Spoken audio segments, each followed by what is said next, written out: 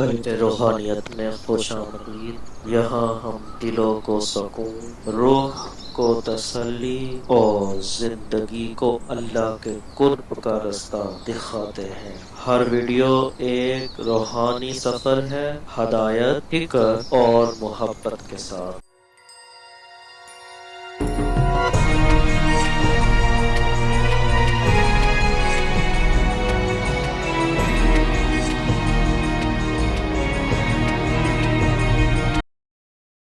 آج کوئی قبر میں ہے اور ہم جمع ہو رہے ہیں، کل ہم قبر میں ہوں گے اور ہمارے لیے کوئی اور جمع ہو رہا۔ خیر کن فلاں بغنیمت شمار عمر، زاں بیشتر کے بانگ برائد کے فلاں نہ مان۔ شیخ سعدی فرماتے ہیں اے فلاں بلائی کر لے، اچھائیاں کر لے، اس عمر کے ایک ایک لمحے کو غنیمت سمجھ لے، اس سے قبل کی آواز آئے کہ فلاں نہیں رہا، تو اپنی زندگی کو پہلے ہی اعمال کا حسن دے لے۔ تو یہ وقت میرے اور آپ کے اوپر آنے والا ہے کہ ہمارے لیے بھی لوگ جمع ہو رہیں گے۔ ہم قبر میں اب تنہائیوں اور قبر کی پہنائیوں میں موجود ہوں گے اور لوگ ہمارے لیے جمع ہو رہے ہوں گے قبل اس سے کہ وہ وقت آئے، کوئی حجت باقی نہ رہے۔ مجھے اور آپ کو اپنے اعمال کی اصلاح کر لینی چاہیے۔ امام غزالی نے ایک بڑی خوبصورت بات لکھی۔ آپ فرماتے ہیں اللہ نے مرنے والوں کے ذریعے سے جو باقی زندہ بچ گئے ہیں ان پر احسان کیا۔ عرض کی گئی احسان کیسے؟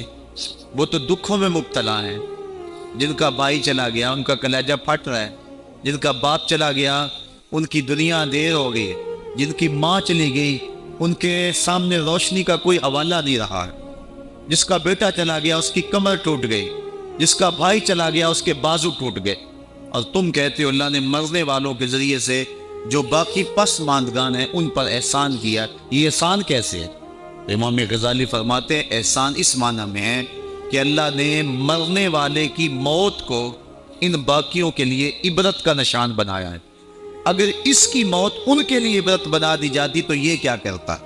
تو اللہ تعالیٰ نے گویا ان کی موت سے اس کو ایک اور موقع سنبھلنے کا دیا ہے کہ وہ لوگوں کی، عزیزوں کی، رشتہ داروں کی موت کو دیکھ کر اپنی زندگی کی راہوں کو ٹھیک کر لیں۔ یہ جو مرنے والے ہیں یہ ہمارے لیے پیغام ہے موت کا، اور ہم ان سے دیکھ کر اپنی زندگی ٹھیک کر سکتے ہیں۔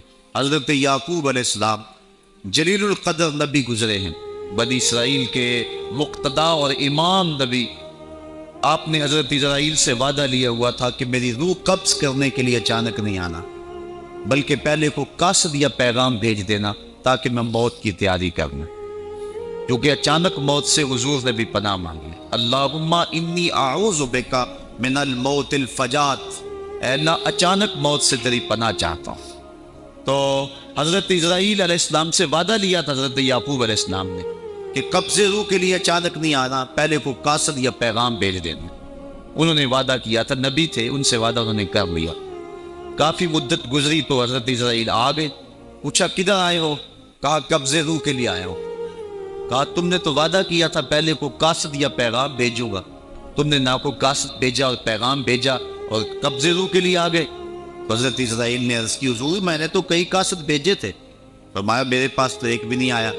کہا حضرت آپ کے سامنے کتنے لوگوں کی موت واقع ہوئی، یہ میرا قاصد نہیں تھا تو اور کیا تھا۔ آپ کی داڑھی میں سفید بال آ گئے، یہ میرا قاصد نہیں تھا تو اور کیا تھا۔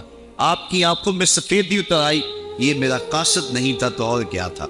آنکھوں میں سفیدی کا آ جانا، بالوں میں سفیدی کا آ جانا، کمر میں خم آ جانا، اٹھتے ہوئے جنازے، پھیلی ہوئی قبریں، یہ پیغام ہے، قاصد ہے موت کا۔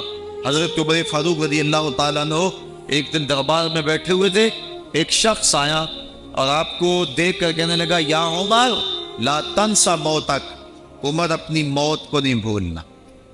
کب کپا کے رہ گئے، اس کو بلایا، شکریہ ادا کیا، کہا میاں کبھی روز آ جایا کرے نا تو تجھے مہینے کے بعد تنخواہ بھی دیا کروں گا۔ بڑے دربار میں وہ روزانہ آتا ہے، حضرت عمر فاروق کام میں لگے ہیں، وہ کہتا ہے یا عمر لا تنسا موتک، عمر اپنی موت کو نہیں بھولنا۔ مہینے کے بعد اس کو تنخواہ بھی دیتے ہیں۔ ایک دن وہ آیا، آپ نے اس کے ہاتھ میں اس کا مشارہ دیا، کہا آج کے بعد نہیں آنا۔ حضرت مجھ سے کوئی گستاخی ہوگی؟ فرمایا نہیں۔ تذکیر موت کی ضرورت نہیں رہی؟ فرمایا نہیں۔ کوئی اور بندہ رکھ لیا؟ فرمایا نہیں۔ تو کہا پھر حضور مجھے بتائیں نا مجھے کیوں چھٹی دی جا رہی ہے؟ حضرت عمر فاروق چھم چھم رونے لگے اور داڑھی پہ ہاتھ رکھا، ایک بال الگ کیا، وہ بال سفید ہو چکا تھا۔ کہا میاں پہلے تو یاد دلاتا تھا، اب تیرے آنے کی ضرورت نہیں رہی، یہ میرے گھر میں مجھے بتانے والا آ گیا اور یہی مجھے بہت نہیں بھولنے دے گا۔ داڑھی میں سفید بال آ گیا، کہا میاں اب تیرے آنے کی ضرورت نہیں ہے، ہماری تو پوری داڑھی بھی سفید ہو جائے۔ وہ کیا کہا تھا میاں محمد بخش عارف رومی کشمیر نے خوب کہا تھا، ہڈیاں کمبڑ گوڈے کھڑکن تے اڑ گیا نک تیرا، اجے بھی بدیوں باس نہ آئیں جیو مرد دلیرا۔ یا ایھا الانسان ما غرک بربک الکریم، اے انسان تجھے کریم رب کے دروازے سے کس نے دور ہٹا دیا؟ الذی خلقک فسواک فعدلک فی ای صورت ما شاء رکبک، جس نے تجھے پیدا کیا، تیرے اعضاء کو توازن دیا، تجھے غسل اور جوانی بخشی، تجھے چلنے کا سلیقہ دیا، تجھے بولنے کا طریقہ دیا، تجھے سوچنے کے لیے دماغ دیا، تجھے سماعتوں کے پردے دیے۔ آج شیروں کو تو نچا لیتا ہے، ہاتھیوں کو تو بٹھا لیتا ہے۔ اے انسان ذرا غور تو کر، اس رب کا شکر کر، کیوں بھول گیا اس رب کو جس نے تجھے پیدا کیا؟ اگر تجھے پیدا ہی نہ کرتا تو کیا کرتا؟ پھر پیدا کر کے چھوڑ دیتا تجھے، اگلا تیری ذمہ داری اپنے ذمہ کرم پہ نہ لیتا تو بچا تجھے گرمی کی سختی سے کون بچاتا؟ تجھے ٹھٹھرتی ہوئی سردی سے کون بچاتا؟ ماں کے سینے میں تیرا پیار نہ ڈالتا، ممتا اس ماں کے سینے میں نہ ڈالتا تجھے۔ بسم اللہ الرحمن الرحیم۔ هو الذي جعل لكم الأرض ذلولا فامشوا في مناكبها وكلوا من رزقه وإليه النشور۔ أأمنتم من في السماء أن يخسف بكم الأرض فإذا هي تمور أم أمنتم من في السماء أن يرسل عليكم حاصبا فستعلمون كيف نذير۔ ولقد كذب الذين من قبلهم فكيف كان نكير۔ أولم يروا إلى الطير فوقهم صافات ويقبض ما يمسكهن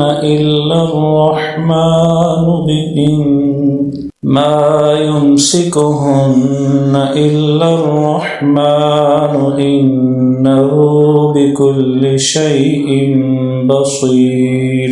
أمن هذا الذي هو جند لكم ينصركم من دون الرحمن إن الكافرون إلا في غرور۔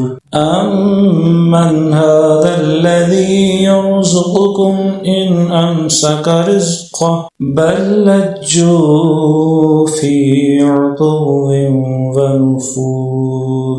أفمن يمشي مكبا على وجهه أهدى أمن يمشي سويا على صراط مستقيم۔ قل هو الذي أنشأكم وجعل لكم السمع والأبصار والأفئدة قليلا ما تشكرون۔ قل هو الذي ذرأكم في الأرض وإليه تحشرون۔